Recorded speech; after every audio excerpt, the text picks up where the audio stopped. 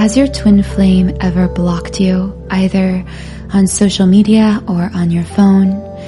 Or have they ever just ghosted you, stopped communicating with you altogether? This can be a really confusing and frustrating experience because when we meet a twin flame, the connection is so deep and profound. It sweeps us up into heights of joy, heights of connection that we have never experienced with another person. So then when our twin flame pulls away suddenly in some way, through either blocking us or communicating less or not at all, our immediate reaction can be obviously to become angry or irritated at them, and to even think to ourselves, this connection isn't worth it. I'm just going to run away myself. But there are so many truths about going no contact with your twin flame, or your twin flame going no contact with you, that nobody tells you about. No contact between twin flames is different than blocking or no contact between any other two souls in any different kind of connection. And in this video, I'm going to explain why. But first, let me introduce myself. My name is Infinity, and this is Magnetize Yourself, where we talk about life, love, spirituality, and of course, the law of attraction. Let me know in the comments below, have you ever either blocked your twin flame or gone no contact with them, or have they ever done one of these things to you? The thing about no contact between twin flames is that although it is naturally very frustrating and disheartening, it is also actually all part of a divine purpose, and this may be very difficult to see in the moment, but I'm going to explain what I mean by this. When twin flames meet, let's just start there, back when you first met your twin flame physically. I always say that in this first meeting there is this massive energetic exchange that takes place between twin flames. Essentially, they have to exchange all of their information, memories, programming, everything from this life and even previous lifetimes is exchanged. It's like a very, very sped up getting to know you process, and it's because of this immediate download of energy you get from your twin flame in this meeting and they get from you, that you are able to instantly feel as if you know all their past thoughts, memories, experiences. It's very strange because this is like empathy, except you not only can sense emotionally exactly how they are feeling in the moment, but you have an awareness of all their past memories. If you've ever met your twin flame and felt as if you actually knew their life story, like you actually knew things about them that you shouldn't be able to know, that maybe almost felt a little invasive to know, and you may have thought these were just crazy musings of your mind or your imagination, but this was actually a result of this energetic download you received from your twin flame. And in the same way, if you've ever felt as if your twin flame just knows things about you that they shouldn't know or that you haven't told them, again, this is because in the same way, they downloaded all this energetic information from you. So they actually did, in a sense, receive all of your memories, thoughts, and everything you've been through in this life already. It's like twin flames catch each other up to speed in this energetic download so that they can accelerate each other's healing and growth, which is again why you immediately feel so connected to this person, like you've known them forever or known them for years, because you immediately have known them. You immediately have experienced everything they've experienced.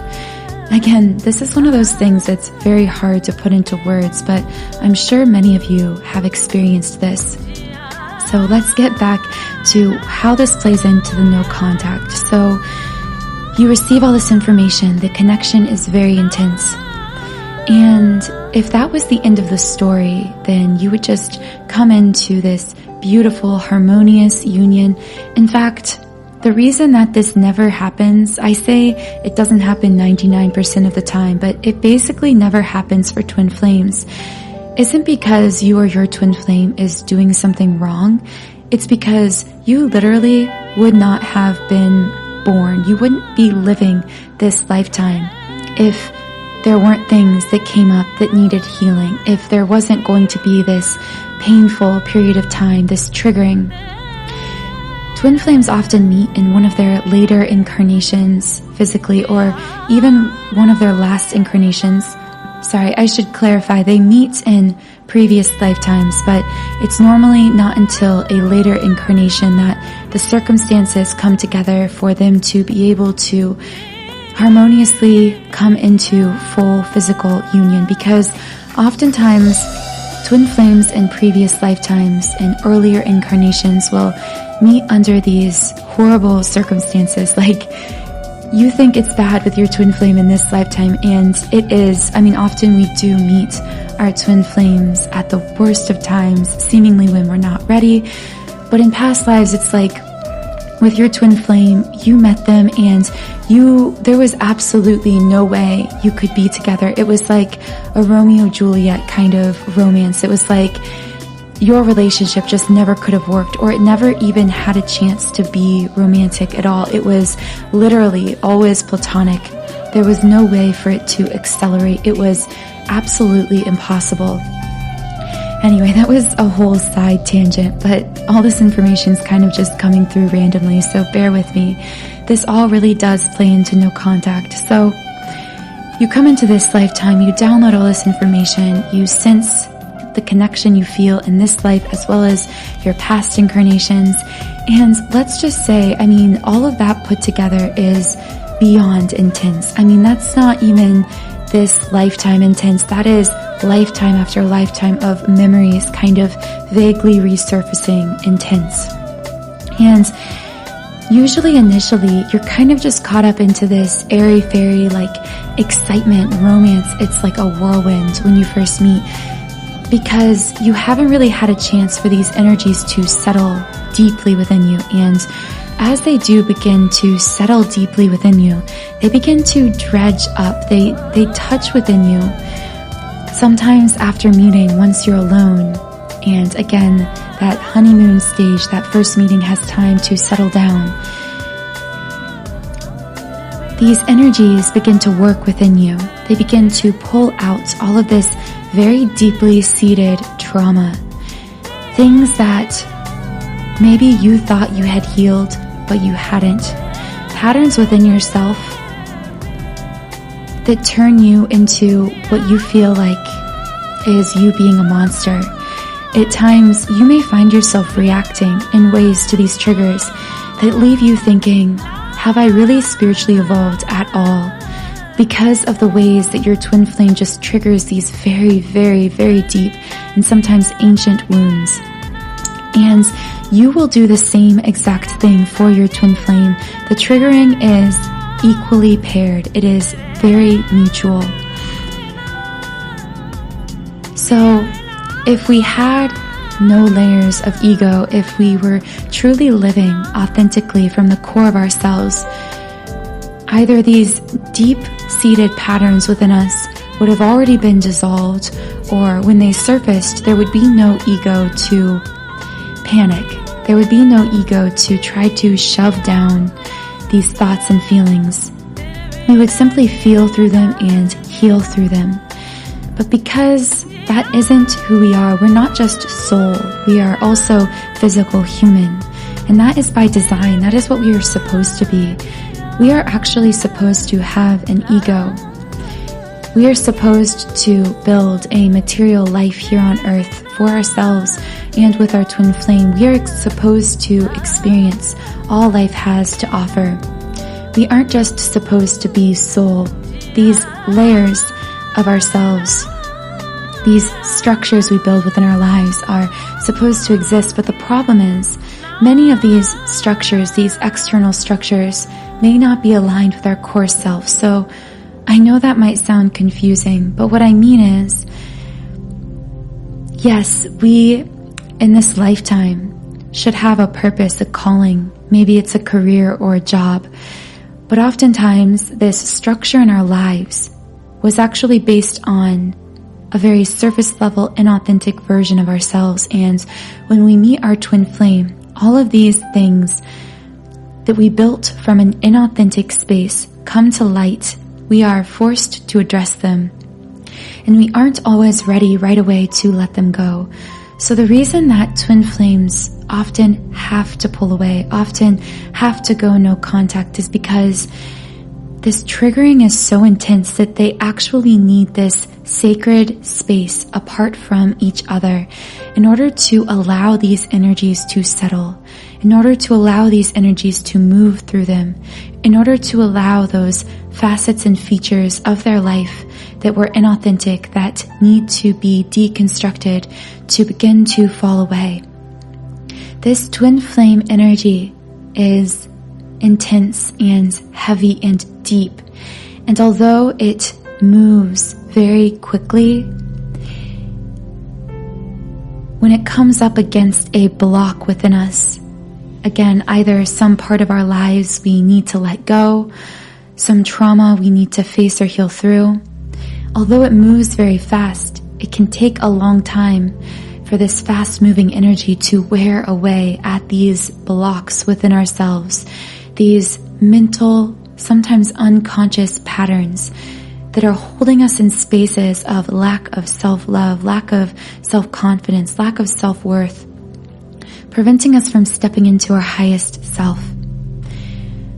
So again, this no contact, when your twin flame blocks you or goes no contact with you, our ego self wants to say they are blocking us. But the truth is, they are blocking the pattern. They are blocking the negative thing you triggered as their twin flame that they aren't quite ready to face. Or sometimes that maybe they are ready to face it, but there is a divine reason that they must face it in physical separation with you. Again, twin flames are never truly separated. Don't be deceived by the illusion that just because your twin flame has blocked you, isn't calling or texting you, or has ghosted you, don't be deceived into thinking that the connection has been broken, or that they are letting you go, or that they don't care. It is impossible for any of those things to be true. Again, they aren't blocking you. They are blocking out, or attempting to block out, the feelings that you have caused to be dredged up inside them. And sometimes, because of the intensity of this energy, see, the energy between twin flames is always intense, but it is like at least 10x or 1,000 times greater even when we are in the physical presence of our twin flame. And because of this, it is often impossible for twin flames to do all of their healing work physically in the presence of their twin flame. They have to go through these periods of withdrawal. They have to, in a sense, have this soul breathing room in which they are able to introspect, to look within, to balance themselves, and by balancing themselves, allow those things about themselves in their lives that are in the way, seemingly, of the twin flame connection to fall away. And during this time, keep in mind that although this can be a hard pill to swallow, it's easy to see your twin flame as blocking you and to think that it's all them, to put the blame entirely on them. But the truth is, we are always perfect mirrors, and oftentimes when our twin flame is trying to block out these negative thoughts, feelings, or emotions, if we truly look within, do the introspective work, we can see their fears mirrored within ourselves, just in different ways. So treat this time of no contact, of separation, or of being ghosted, not as a time to just feel anxious and frustrated, but as a sacred space in which you can heal and grow and evolve within.